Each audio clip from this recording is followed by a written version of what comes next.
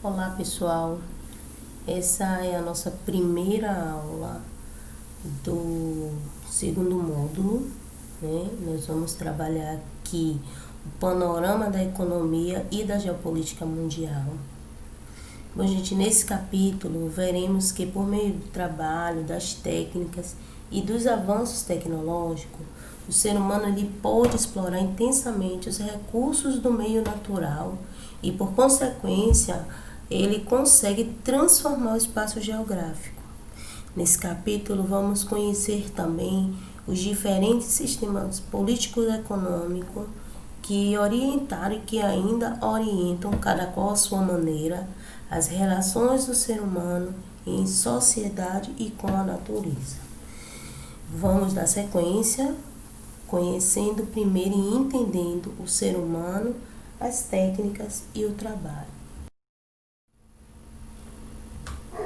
Ao longo da história, nós podemos perceber que o ser humano ele sempre ocupou diversas regiões da superfície do planeta, seja ela em florestas densas, em elevadas altitudes, o homem sempre ocupou diversas regiões, certo? E esse processo de ocupação foi necessário ao homem desenvolver conhecimentos e instrumentos e adquirir habilidades que garantissem a sua sobrevivência. A esse desenvolvimento, a esse conhecimento, a essas habilidades, nós chamamos de técnicas, certo? E as técnicas, elas permitem à sociedade extrair do meio natural o recurso necessário para a sua sobrevivência. Por exemplo, no mar estava o peixe. E o peixe serve de um alimento para o homem que vai favorecer a sua sobrevivência. Então, de que forma o homem poderia tirar? Então, ele precisou desenvolver o que? Estratégias de pescaria. E de que forma eles foram desenvolvendo? A essa forma que ele foi desenvolvendo, esse conhecimento que ele adquiriu, esse instrumento que ele utilizou e essa habilidade, eu chamo isso de técnica. Existe uma relação entre o trabalho e a técnica. A esse conjunto, a essa interação, eu vou chamar de espaço geográfico, certo? Esse espaço geográfico, ele é proveniente do resultado do trabalho e o trabalho, ele é fundamental nesse processo. Então, por meio do trabalho, a sociedade ela vai executar a técnica. Os conhecimentos técnicos, eles vão aproveitar, eles vão utilizar e vão retirar da natureza o que é necessário para a sua sobrevivência. Então, a técnica é o instrumento e como eu devo fazer. E o trabalho é a execução dessa técnica. Então, a técnica ela foi a principal maneira de o ser humano se relacionar com o espaço em que ele vive. E isso favoreceu a ocupação de diferentes espaços, transformando-se no que nós configuramos de espaço geográfico. Então, o espaço geográfico é a porção da superfície terrestre transformada pela interação homem versus natureza. Então, o homem se apropria do espaço, ele mexe, ele muda esse espaço e ele vai adaptar esse espaço para a sua sobrevivência por meio do trabalho e da aplicação de técnicas. Bom, no material de vocês tem um texto muito interessante que ele vai trazer a importância da descoberta do fogo. Então, ao ler esse texto, eu posso perceber nitidamente a técnica, o trabalho e o espaço geográfico. Qual é a técnica? Quando eu digo a técnica, consistia em friccionar duas rochas duras, como o sílex ou dois gravetos. Então, a técnica era a fricção das duas rochas. Então, o homem, quando ele estava na descoberta do fogo, ele sabia que se ele colidisse duas rochas ou dois gravetos, ele iria gerar faíscas. Então, qual era o trabalho? O trabalho era a prática. O trabalho era friccionar para produzir o fogo. Então, qual era o objetivo? Produzir o fogo.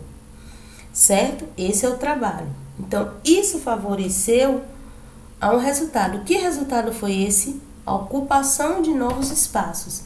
Então, a partir do momento que o homem consegue ocupar novos espaços, por conta desse desenvolvimento da técnica, por conta do trabalho, ele configura o espaço geográfico. Então, a partir do momento que o homem mudou o ambiente dele em favor dele, ele passou a levar mais tempo em determinados lugares, ainda que fossem mais frios, porque na frieza ele tinha o fogo para aquecer, e à noite ele usava o fogo para afastar os animais, e por conta disso ele passou a avançar em novas técnicas, ele passou a ficar mais tempo no lugar, então ele passou a conquistar outros espaços, a melhorar, a ver e descobrir outros espaços para o fogo.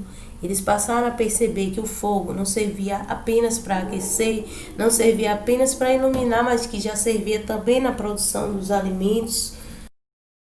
Então, as técnicas, com o passar do tempo, elas vão transformando o espaço geográfico com mais ou com menos intensidade. Aí vai depender da situação.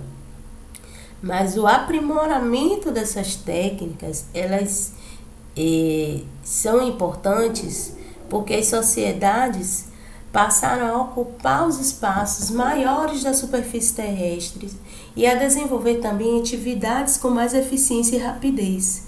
Ou seja, o aprimoramento, ele acontece de acordo com o avanço tecnológico. E o fato desse avanço tecnológico possibilitou a expansão de área de lavouras com colheitas de melhor qualidade. Então, o homem, ele vai aprimorando aquelas técnicas e à medida que ele vai melhorando as técnicas, ele também vai tendo um rendimento melhor, uma qualidade melhor, um resultado satisfatório e, por consequência, uma produção melhor. Então, o conhecimento técnico, ele evolui e ele torna o trabalho cada vez mais eficiente. E ele torna mais fácil o trabalho, vai tornar cada vez mais fácil, cada vez mais eficiente. Então, o mais expressivo avanço foi no século XVIII, com a junção de fatores políticos, econômicos e sociais. E a Inglaterra foi a primeira e foi a pioneira na criação de indústria. Todo o país apresenta um sistema político-econômico que organiza as relações sociais, ou seja, o modo de produção e distribuição de riquezas geradas por essas atividades. O sistema político-econômico capitalista, ele tem fundamentos, e esses fundamentos eles estão divididos em duas grandes classes. A primeira classe é a classe do empregador, que é o capitalista. Ele é o dono das empresas, o dono das indústrias. Ele contrata para a prestação de serviço, para a fabricação dos produtos, e o objetivo maior dele é ter o retorno no mercado consumidor, que ele visa o lucro. Do outro lado, eu tenho os trabalhadores livres. Esses são aqueles que vendem a sua mão de obra. Eles vendem a sua força do trabalho em troca de salário. Existem algumas características que elas são principais na sociedade capitalista. eles tinham a produção para o mercado. Como era que isso acontecia? Toda a produção era destinada sobretudo ao comércio e não em função da necessidade social. O trabalho assalariado é outra característica, onde o trabalhador ele vende a sua força de trabalho em troca de um salário, independente das condições. As condições nessa época eram péssimas, eles não tinham nenhum tipo de estrutura, os salários eram baixos, mas eles vendiam a sua força para receber uma quantia. A propriedade privada dos meios de produção. A minoria aí, ela detinha o poder sobre a produção, sobre o lucro gerado. Então, todo lucro era de direito da minoria.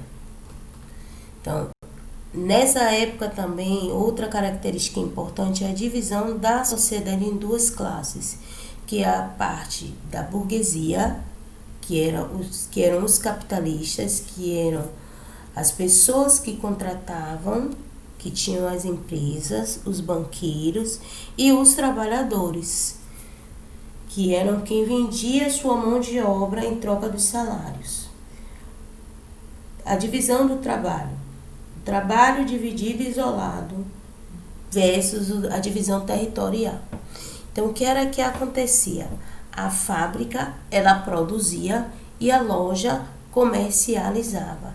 Dessa forma, havia uma certa divisão, o trabalho era dividido e cada qual tinha a sua parcela de lucro.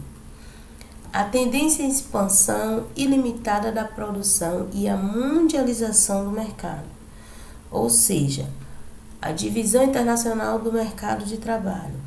Então, um país produzia, o outro país exportava.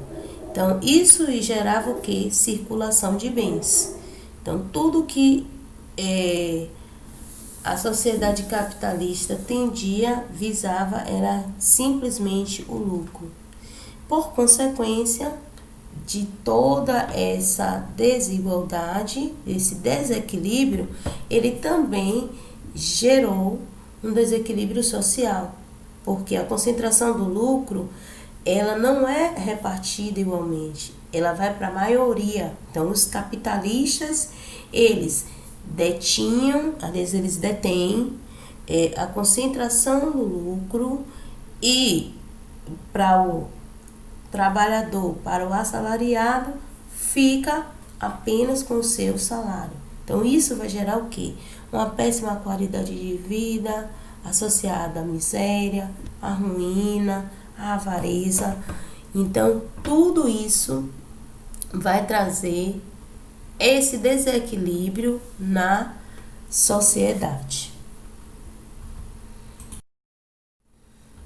Bom, a nossa aula de hoje vai ficando por aqui. Tem uns questionamentos que eu preciso que vocês respondam, além de responder as questões 1 e 2 da página 18 no módulo 2. Eu vou ficando por aqui. Até a próxima aula.